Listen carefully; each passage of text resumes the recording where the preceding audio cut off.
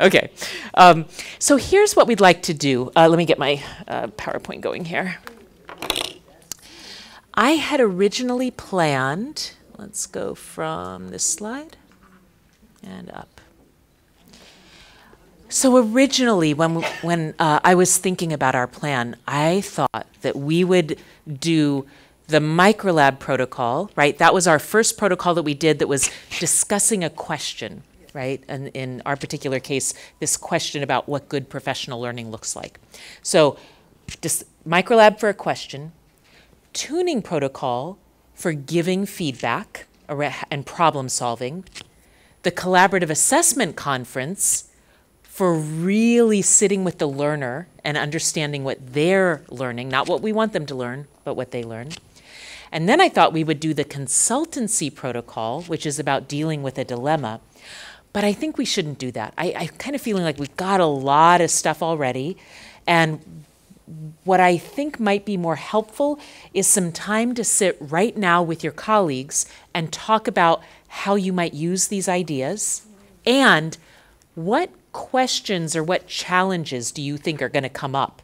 So we can talk about them here before you go and have some ideas about how to deal with them when you go back, right? So what we're going to do is take about maybe 15 minutes or so to sit in small groups and talk. Before you do that, though, I would like to give you a little think time. Yes, I was going to say that. I have been making you move all day, but now you can sit with people you know. But would you please just check around, because if there's somebody here on their own, make sure that they get pulled into a group. People on your own, don't feel shy about sitting, because it is important to have people to talk with about this, you know, to play out those ideas. Let me just check. How many people are here on your own? You're not here with a teammate. Could you just raise your hand? Well, I wonder, that's interesting. I wonder if we could create a small group of people who are on their own and you could take turns sharing some ideas that way too. If you already know that there's a group you want to sit with, feel free. But otherwise, we can have like a table of people who are here as individuals, maybe up here or to the side. So come up, if you want to do that group, come up here. Otherwise, join wherever you are. All right, so here is connecting to our own context. This is the question. So I'd like you to think about what are the challenges or needs in your own context right now that you think some of these frameworks and ideas, some of these protocols and ideas that we've been talking about today, they might be helpful with, okay? Now, here's what I want to invite you not to do. I think it might be better if you did not sit here and think, oh, I really want people to do a tuning protocol, and I think I can make that happen by going in and getting, you know, I know the 6 people I need to get here, and I'm going to invite them to come. Why is that? Well, if the protocol is not meeting a need, nobody's going to want to do it, right? Takes too long, takes too much time, not worth it, right?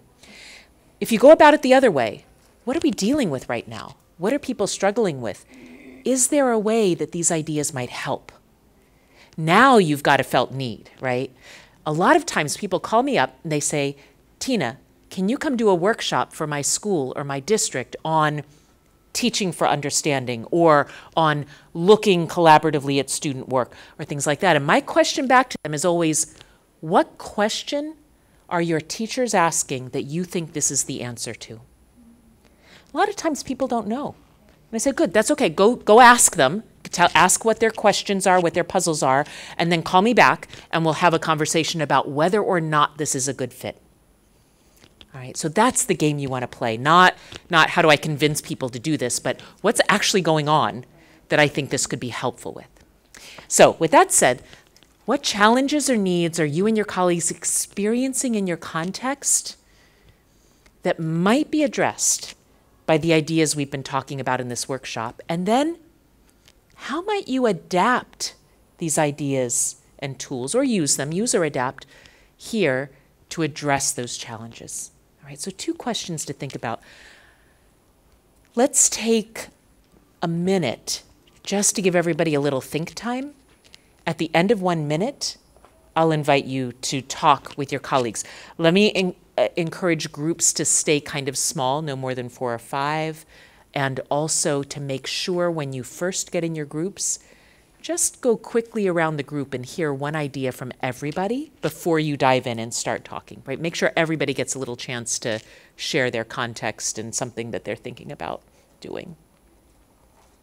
Ultimately, what you're working toward is naming a few questions or challenges that you think are going to come up if you try this, so that you can share them out here and we can do a little thinking together about how would you deal with that if it came up, if that was something that was important.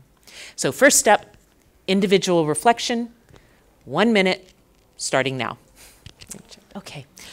You know, I realize I should point out a few other resources that you have in this packet that might be helpful to you right now. So let me invite you to look at page 20 in your packet. We have extra packets for those who've come in. If you do need packet, yeah. Do we have a couple more? I mean, thank you. So what you have here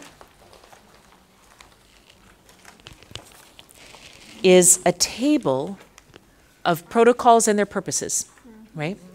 So you can see up at the top, there are evaluation protocols. We did the tuning protocol, right? So you can see that. You can see there are protocols for developing a deeper understanding of student learning and teaching. And we did the collaborative assessment conference from that rung. We didn't actually do the consultancy protocol, which would be out of the next tier, but you have that in your packet, so you can look at that and see what that's like. And we did, in the bottom one, guiding group discussion, we did the microlab protocol, but there are some others as well. So let's say you're really interested in trying one of those protocols because it will suit a particular purpose that you have. If you look over on the very last page, there's a list of resources.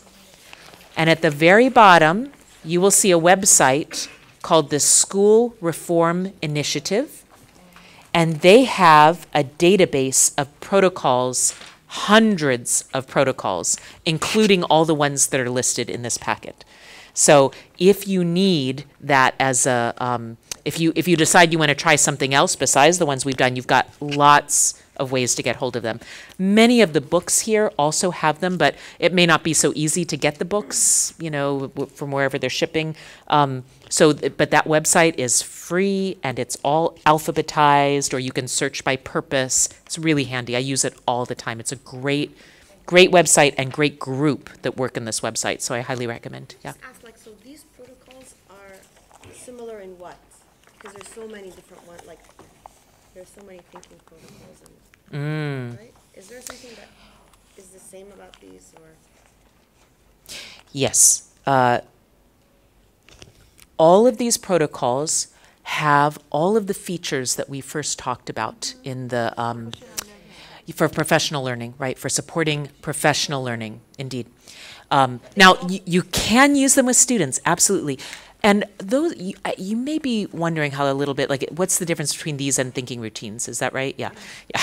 A lot of people have that question. Are there other people who are familiar with thinking routines in the room? A little bit. I'll tell you what, we'll have a little quick conversation at the end and I can share with you I won't make everybody else get into thinking routines, but I have some thoughts I can share. I don't think the differences are huge or significant, so that matters. Right, so all of these specify roles, they specify purpose. The purpose always is about professional learning in the support of student learning, right? They all involve some form of something on the table, and they all have this opportunity for reflection, right? This debriefing at the end, right? So they share those qualities, mainly for our purposes. They share this bigger purpose of engaging, being a tool for engaging in professional collaborative conversation that leads to learning. Yeah. So now that you've asked that, though, I'm going to show you one more tool you have in your packet, and that if you flip the page back one page to page 19, you might find a protocol, but you might be asking yourself, wait, what's the bigger purpose of this protocol? How do I know what to use it for, what it's good for? This is a little set of continuums that help you decide. So study that protocol and ask yourself, do we start with a lot of context? This is the second continuum down. Do we start with a lot of context or do we start with no context? Is it asking me to evaluate or is it asking me to observe? Is it asking me to focus on a specific question or is it really just leaving it open for me to come in and see what to see? So we have kind of right side protocols and left side protocols. The right side protocols, look at the very top protocol, tend to be problem-solving protocols, right? So if it's got these characteristics, use it to solve a problem. And if it's got the characteristics on the on the left-hand side, it's more likely to be question surfacing. Why is that important? When we were doing the collaborative assessment conference, do you remember at the end, the implications for teaching and learning? Almost everything that came up in that part of the conversation could become the focus for a great professional development program, right? So if we're really wondering, when do we ever have the time to listen to our students? Do we think that's important? What are we likely to gain if we do it? Right? You could build a whole professional development piece around that. You could build a whole professional development piece around what does it take to hear student voice, right? How do we actually get our students talking and writing in a way that tells us what they're thinking, right? So we can engage with them around it. That could be a whole professional development program. If we as a group were looking for a focus for our work, here's what I would do. For 3 weeks, we would do collaborative assessment conference, 1 a week. And then we would look at that section, implications for teaching and learning, and we would see themes come up. No matter what work was on the table, we always find ourselves coming back to this assessment question. How do we really know? Or whatever work is on the table, we always find ourselves coming back to this question of how much do I talk as a teacher and how much do I let the students talk, right? And when that happens, when we see those themes, that's what you design your professional development around. I will tell you, in 90% of the world, the professional development gets designed around whoever is top of the hierarchy decides this is what the teachers need to work on, and then they come in and they tell the teacher, you need to work on this. And a lot of places, teachers are like, but that's not actually what I feel like I need to work on. Okay, I'll work on it. I understand. We need to be part of a group. I'll do it. But the burning questions never get addressed in professional development. Yeah. And so that protocol, that collaborative assessment conference protocol, it surfaces the questions that are growing directly out of our classrooms, from our students and our experiences as teachers. Now there's a great place to focus. Now we have a focus that actually means something to people because it grew out of our examination of the teaching and learning going on in those classrooms. See what I'm saying? So that's why I talk about question finding protocols. We need those as much as we need the problem solving protocols. Yeah. I was just relating to what happened this morning and what came up as an emerging pattern from all our... You might need to be a little bit louder to be over there. I was thinking about what we did this morning, and what came out as an emerging pattern from almost everybody's dialogue is about the relevance and applicability of those conversations that made us, that were meaningful to us. Does it apply to my context? Yes, that's right. This is a great way, like continuing to look at our students' work with that kind of protocol. It's a great way to make sure professional development design is relevant, right, to what's going on right here. Yeah, absolutely. Great connection. Thank you. Okay, so now that I have eaten up all the time you're supposed to be talking about your context by talking myself about other contexts, let me invite you to turn to your colleagues and share some thoughts. Where's the felt need in your context? How do you see these ideas connecting in some way? So please have that conversation for 10 or 12 minutes, and then I will remind you to start thinking about questions and challenges. Okay. Most of the professional learning opportunities that we deliver to the teachers, it's related to the teacher needs. But actually, we have to think about what's the learning we want to improve in the students. What's the need of the students? That will make me think, what is the professional learning for the teacher? Because the teaching is the cause, the effect is the learning. So I have to focus on the learning. That will tell me what's the teaching practices or the professional learning that the teachers need.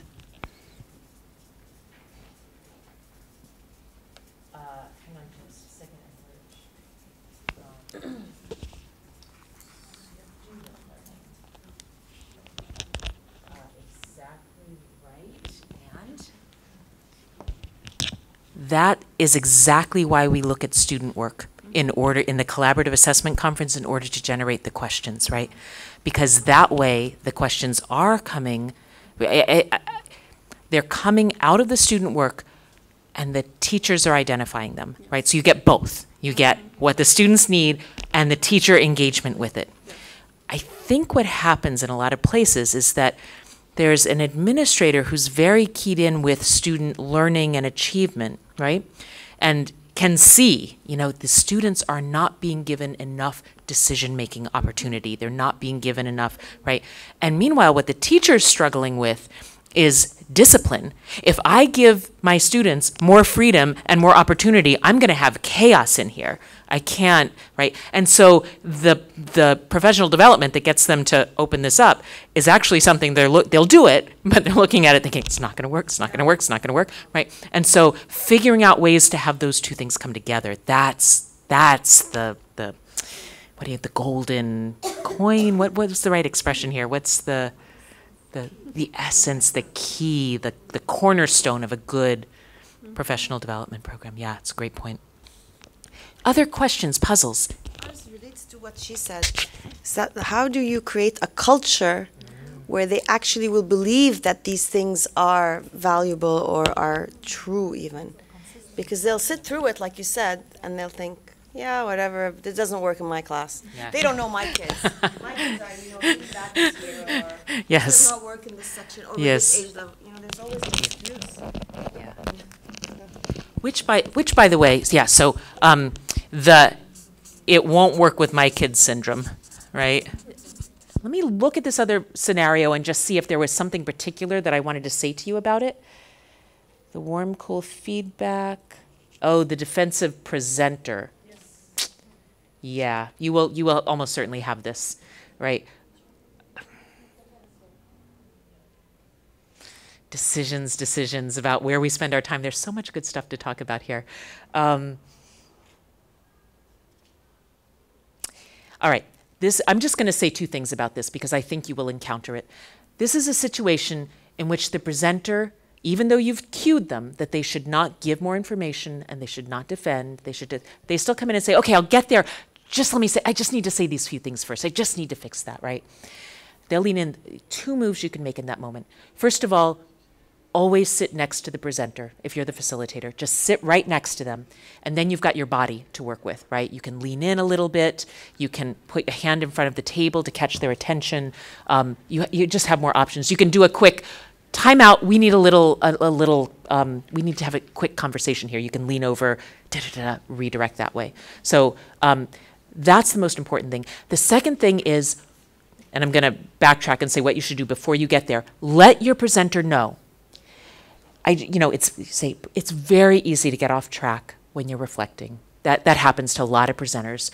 If I hear that happening, what I'm going to do is just put up my fingers and do this. I'm just going to do a little squeeze with we need to wrap it up now. We need to do. Set that cue up ahead of time, and then you can do it very subtly, and they get the message and they can move on. All right. So, okay. You now know all my favorite facilitator tricks for keeping things going smoothly. And I would love to know yours. You clearly have some good ones too, so this would be great. I want to grab one of these and do a quick brainstorm with you about some possible ways of dealing with it. I think I want to talk a little bit about this puzzle of it won't work with my kids, and combine it with resistant colleagues, right? So for whatever reason, you've got people who just don't want to do this, right? It might be because they're afraid of failure. It might be because they feel like they don't have the time, they don't see the value, right? There could be 100 reasons, but you've got some colleagues who really do not want to join in. So let's do a quick brainstorm about all the possible ways you could address that issue when it comes up. All right? So everybody, here's the best way to do a brainstorm, says the research. We're going to take just half a minute, and I'm going to invite everybody to think about that question and write down as many ideas as you can. And then we're going to do the out loud brainstorm. So we'll get more diversity if everybody takes just half a minute and writes first, and then we share ideas. So this is a brainstorm, but you're going to write first. Puzzle about this. What do we do about resistant colleagues, people feeling like this isn't going to work with my kids, people who just feel too uncomfortable or don't have the time, those kinds of things. What do you do? Your best ideas. Just jot them all down as fast as you can. Okay. Keep your list handy. We're about to start a brainstorm. Let me just remind you, the brainstorm goes fast. You don't respond to other ideas. You just keep tossing out, tossing out, tossing out. There's no censoring or commenting. And if you've got 15 ideas, you just share one at a time. We want to get a lot of people out, okay? We're going to do this for just a minute and a half and see how many ideas we can get out in that time. I'm actually not going to take notes, so if people want to capture, could we appeal to you to grab some notes for us as we do the brainstorm? Thank you, that'd be great. Any of those chart papers will work. Just so you can concentrate and then you can go take a picture with the ideas if you want it afterwards for this. Thank you. We're going to come at you fast. Just do the best you can. All right, best ideas. What do you got? Please. Model the method. Model the method. Model the method. Do it yourself first. What else? Share successful examples. Share successful examples. What else? Assign responsibilities. Yes. Divide it into stages. Yeah. If it's about the student learning and he's not really eager to try something else, he should come with a solution for his problem. It's a problem solver. So you give it back to him to think about something. Okay. Yeah.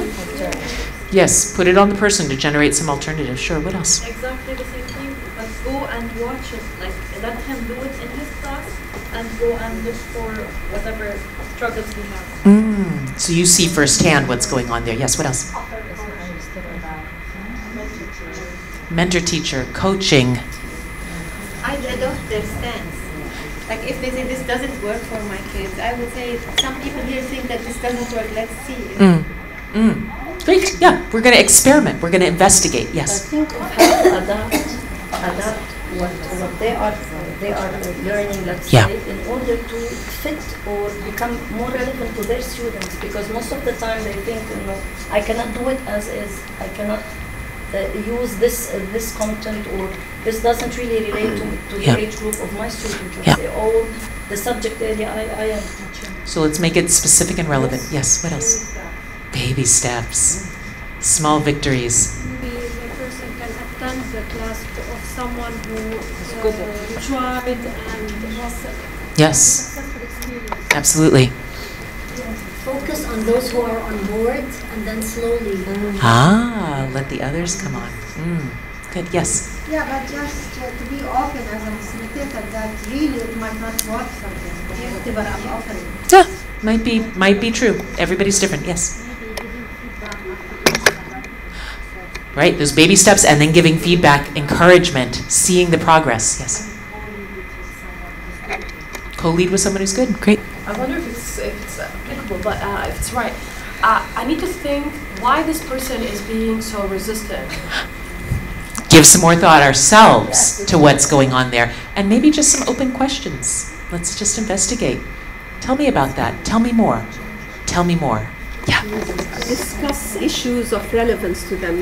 Like there's something in particular that is bothering them or is not working with them, then maybe I would target that particular point so that they will end up finding that this can actually generate solutions for them.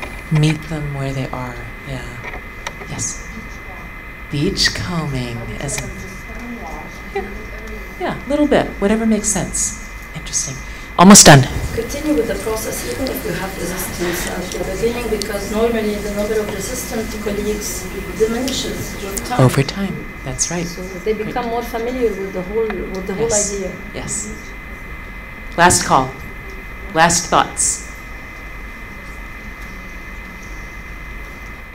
Brilliant ideas. I can judge now. We're done with the brainstorm. Brilliant ideas. These are great strategies. Great strategies. Here's my, as we wrap up, my last word about time. There are 3 ways that people find time for this. If you think of a 4th, you should write a book and you will get rich and retire. Here are the 3 ways people make time. They can buy time, they can borrow time, or they can make time. How do those work? Buying time. Usually what happens here is somebody has found grant money or a creative way of budgeting, and they actually pay their teachers to stay and do this extra work. So sometimes it's teachers stay after school. Sometimes they hire substitutes to come in to free up teachers during the day on a regular basis, right? You get 6 subs who come in the morning and they rotate through the school during the day, freeing up different groups of teachers. Not very many schools do that, but some of them do. That's how they get the time for this. You can also borrow time. That is, you just tell people, hey, we're doing this after school, or hey, we're doing this on a weekend, and please come join us. Now, you may say, that will never work, but I will tell you, there are 2 groups in the US, one in Philadelphia, one in Boston. The one in Philadelphia has been running for almost 30 years now, and the one in Boston has been running for about 20. All volunteer, teachers just coming together across schools, across organizations to share their students' work. In one case, every other Saturday, in the other, one Saturday a month. All volunteer, and it's been going in a beautiful way. So again, not very common, but it happens. Here's the most common way people make time. They make time. We look at all of the time we spend in meetings, all of the time we have set aside for planning, and we decide that there are some things that can be handled in another way. There are announcements, there are logistics, there are whatever. We're going to take care of those on email. We're not going to take up meeting time for that. Everybody worries. If we do that, then balls will get dropped. People will not get their messages. Things will not happen on time. If you don't tell them face to face, they won't do it, right? And that's true. That will happen for about the first 6 weeks. Balls will get dropped because people are used to being told face to face and not used to checking their email or reading their memos. And then they figure it out and they get used to it. And now you've got, maybe it's 2 hours a month. Maybe that's what you can do to make it. You know, we get 1 hour on the first Wednesday and another hour later on. That's a start. That's a good start for being able to engage in this kind of conversation with people. That's how most schools do it. They just look at what we got and we figure out a different way to use that time. Not very, I mean, it's like there is no perfect magic. It's going to make everything happen. That is, it sounds mundane, but it actually works in places. So I encourage you to experiment with that as you're doing your schools. I want to leave you with just, I think, one last thought, and then we're going to wrap. Actually, I'm not going to leave you with one last thought. We're wrapping. And here's how we're wrapping. We're going to do a closing whip. Anybody done a whip before for this? Oh, it sounds dangerous, right? It hurts. It doesn't hurt. Here's how it works. Everybody in the room thinks of one word or one phrase uppermost in your mind right now. One word or one phrase uppermost in your mind right now at the end of our time together. And then someone is going to start, and we are going to whip around the room, and we're going to hear from everybody. And in a group this size, it'll take us about 75 seconds to hear from everybody. So it goes really quick. If the whip comes to you and you don't have anything to say, you can pass, and we'll check back with you at the end. Okay? So you think of the one word or one phrase, could be a question, but it's got to be short, that's uppermost in your mind, having heard all of this. 15 seconds to think, and then we'll start.